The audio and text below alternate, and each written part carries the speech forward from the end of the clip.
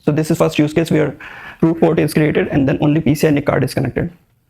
So these are internal PCI devices. You can assume that as maybe USB controller, SATA controller, or different controllers which are connected to your PCI bus. And then you have a root port which is used to connect the external devices. So in this topology, if you are just trying to test it with QEMU, you can just pass a PCI root port and what's the ID of root port, and then just inform this guy that on root port we have to connect this device. So it will automatically create the this topology. Same thing for the PCI switch. Yeah. Oh, sorry. What are all the different like functions? Like there's a function number, and that's used to like identify a device. Like what are the possible functions? Like what do all the values mean? And like can one device implement multiple, do multiple functions at once if it's used to identify the device? Like, so all the device already supports, I mean not all, some of the device already support multiple functions. So they will be treated as separate PCI nodes instead of single device, and they will be represented. So let's say if we talk about this guy, let's assume this guy supports multiple functions. So instead of seeing 01000, which is bus device function, you will see 01000 and one more node 01001, which is second function. If it supports 4 different functions, you will have 4 different nodes, and based on that you will have 4 different software stack will be working on top of that. So can implement those multiple functions at the same time? Yes. Yeah.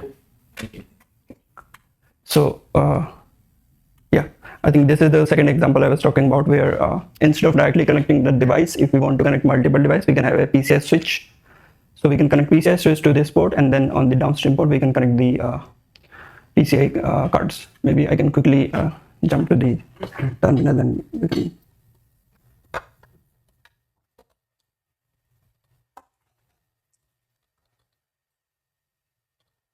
Okay, so this is the example I was talking about.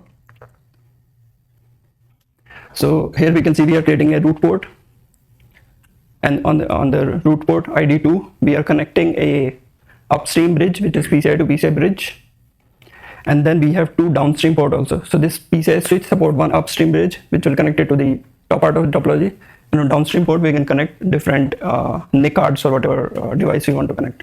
So here we are creating 1 upstream and 2 downstream port, and on these downstream port we are, so these are downstream port IDs are SWDN1 and DN2, and on these DN1 and DN2 we are connecting same manual PCI NIC card.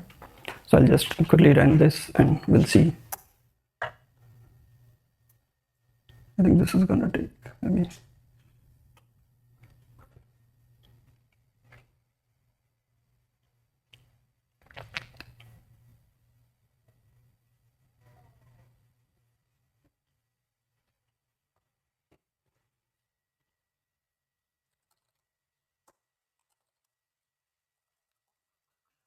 So we can just quickly dump the PCI tree. So this is the same thing which I explained in the LSPCI slide. So we can see multiple devices are connected, but we'll not focus on those right now. We can see there is a 1 root port got created, which is 06. That is your root port device. And then it created a new bus where we have connected 2 downstream ports. This is 1 upstream port, and after 1 stream port we have 2 downstream port, and those 2 downstream port we have connected to Ethernet NIC cards. So that is how it will look like. So you can simulate any kind of topologies in the QEMU before actually working on your hardware and writing drivers for it. You can directly simulate everything and you can just test it whether it works or not. So yeah, I think this is what I was